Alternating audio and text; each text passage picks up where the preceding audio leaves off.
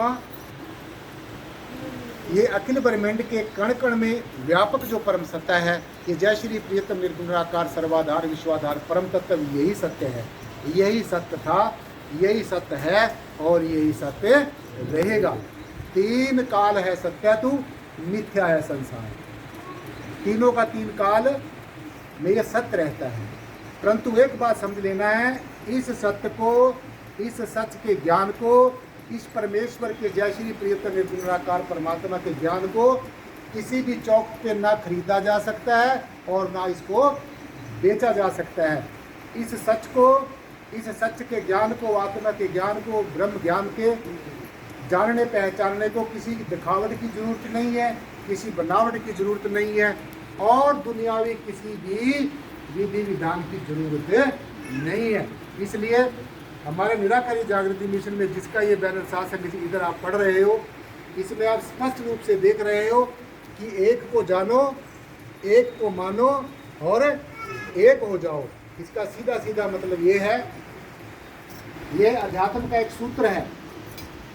जैसे बाबा साहब डॉक्टर भीमराव अम्बेडकर जी ने, जिन्होंने भारत के संविधान की संरचना की है, भारत के भाग्य विधाता और भारतीय संविधान के निर्माता और नारी के मुक्तिदाता, जिन्होंने हमारी बहनों को, बेटियों को जो गुलामी के जो जंजीरें थी तरह तरह के, उनको प्रबंधन से उनसे मुक्त कराया, तो इसलिए उनको नारी का मुक्तिदाता भी कहा जाता है। तो उन्होंने, बाबा साहब डॉक्टर भीमराव अम्बेडकर जी ने, जो सारे विश्व में एक बहुत ही महामानव, ऐसे महामानव हुए, सबसे शिक्षित, जो शिक्षित महामानव हुए हैं। सो उन्होंने एक सारे जीवन में अपनी पढ़ाई करके, लिखाई करके और तरह तरह के विषयों का अध्ययन करके, पठन पाठन करके, उन्होंने एक सूत्र बनाया है कि शिक्षित बनो, संगठित रहो और संघर्ष करो। तो ऐसा नहीं है वे किसी विशेष जाति के लिए बनाया या किसी विशेष धर्म के लिए बनाया, किसी व्यक्ति विशेष के लिए बनाया है। जो फॉर्मूला होता है, जो दवाई होती है, कोई साइंटिस्ट बनाता है, वो सबके लिए होती है। तो जीवन का उत्थान करने के लिए, लौकिक जीवन का और अलौकिक जीवन को उत्थान करने के लिए, अपने भ्रमों से छुटकारा पाने के लिए, संशयों से छुटकारा पाने के लिए हमारे जीवन में शिक्षा का होना बहुत ही जरूरी है, अति जरूरी है, बहुत जरूरी है। जो इंसान शिक्षित होता है वो भ्रमों से, संशयों से, अंधविश्वासों से, बाहरमुखी कल्पनाओं से वो ऊपर उठ जाता है। फिर दूसरा बताया संगठित होना है। संगठित होना है, इकट्ठे होकर बैठना है, इनमें जातियों में, धर्मों में, वर्णों में, संप्रदायों में नहीं फंसना है। हमारे बाहर की वेशभूषाएं अलग हो सकती हैं, अलग अलग हो सकते हैं, हमारे नाम निशान अलग अलग हो सकते हैं, हमारी परंपराएं अलग हो सकते हैं, रीति रिवाज अलग अलग हो सकते हैं, लेकिन साथ संग जी हम सब एक ही परमपिता परमेश्वर की संतान है। तो दूसरा सूत्र क्या है? सूत्र का दूसरा भाग क्या है? संगठित होना है। यही संदेश परम संदेश संत शिरोमणि श्री गुरु रविदास जी ने हमें दिया है। सत्य संगत मिल रही है माधो, जैसे मधुप मखीरा।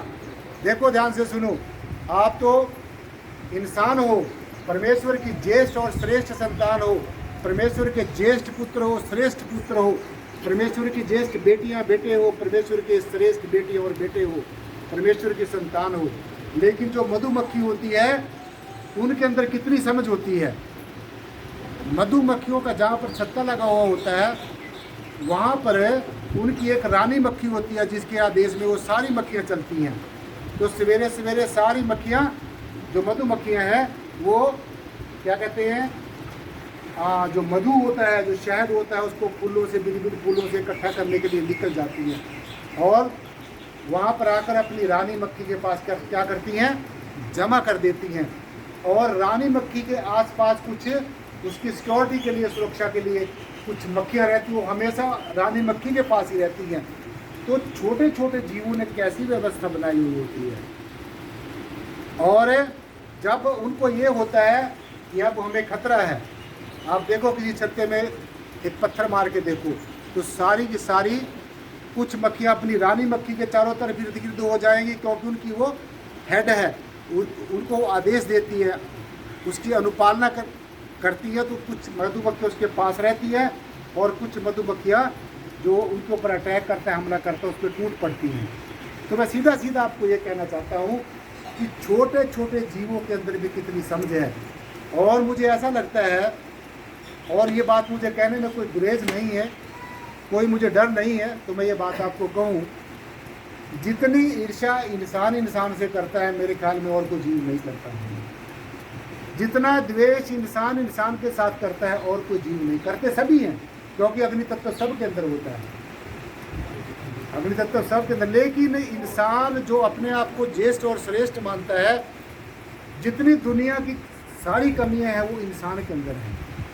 तो मैं ये नहीं, आप लोगों के ऊपर आरोप नहीं लगा रहा हूँ। आपने देखना है कि मधुमक्खियों का जो मैं उदाहरण दे रहा हूँ, जो परम श्रद्धेय गुरु रविदास जी महाराज ने ये कहा कि सत्संगत मिल रही है माधो जैसे मधुमक्खियाँ। तो आपने सबने इस तरीके से मिलकर रहना है, आपस में अपना भाईचारा इस तरीके से बना कर रखना है, अपनी सोच को इस तरीके से बना कर रखना है कि हम सब एक दूसरे के काम आए, एक दूसरे को मिल वर्तन, एक दूसरे के साथ मिल वर्तन करें। तो संगठित होना हमारे जीवन का बहुत ही बड़ा पहलू है, संगठित होकर रहना। और तीसरा कहा है संघर्ष करना। तो जहाँ पर कोई संघर्ष करने की ज़रूरत आती है, देखो जब लोग इकट्ठे होते हैं तो पहाड़ों के अंदर भी रास्ता बना देते हैं, पहाड़ों के अंदर भी अपना जो है रास्ता बना लेते हैं। ऐसे से हमारे इतिहास में अनेकों जो है उदाहरण है कि अकेले इंसान ने भी पर्वत के अंदर रास्ता बना दिया। तो आप लोग भी इकट्ठे होकर सदगुरु भगवान की पावन बात को, लेकिन पाखंड में मन नहीं बनना है, अंधविश्वास में नहीं जाना है, अपना कोई फैशन अलग से नहीं बनाना है, अपने आप को भक्त जताने के लिए, परमात्मा का श्रेष्ठ भक्त जताने के लिए कोई आडंबर नहीं करना है। परमात्मा को तुम्हारी किसी बनावट की जरूरत नहीं है, परमेश्वर पहले ही देखो कितना सुंदर है, इसको हम और क्या सुंदर बनाएंगे। इसको किसी दिखावट की जरूरत नहीं है। इस परमेश्वर के पर, इस पास पार ब्रह्म निर्गुणाकार सर्वाधार विश्वाधार परम तत्व के पास कितनी सुंदर प्रकृति है। तो इसलिए सच्चाई को, इस परमात्मा को, इस परम तत्व को, इस परम सत्य को ना किसी बनावट की जरूरत है, ना किसी दिखावट की जरूरत है। तो इसलिए सासंग जी इन बाहरमुखी बातों से, बाहरमुखी कर्म कांडों से ऊपर उठना है। जब आप अपने स्वस्वरूप को जान लोगे, तो जैसे मैंने बाबा साहब डॉक्टर भीमराव अंबेडकर जी का जो एक सूत्र बताया है, इस सूत्र को कोई भी अपना सकता है, कोई भी अपना के अपने जीवन का लौकिक और अलौकिक जीवन का उत्थान कर सकता है। ठीक इसी प्रकार से आप यहाँ निराकारी जागृति मिशन के सत्संग में आते हो सत्संग जी, तो यहाँ का भी एक सूत्र है, एक को जानो, एक को मानो, एक हो जाओ।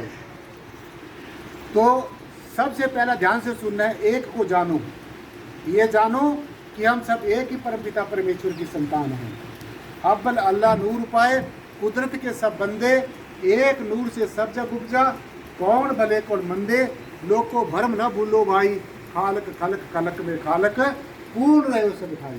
पूरे का पूरा एक जैसा, पूर्व से लेकर पश्चिम तक एक जैसा, उत्तर से लेकर दक्षिण तक एक जैसा, पाताल से लेकर आकाश तक एक जैसा, सब जगह भरपूर का भरपूर एक जैसा, सर्वव्यापी, सबसे न्यारा, सर्वव्यापी भी और सबसे न्यारा भी है।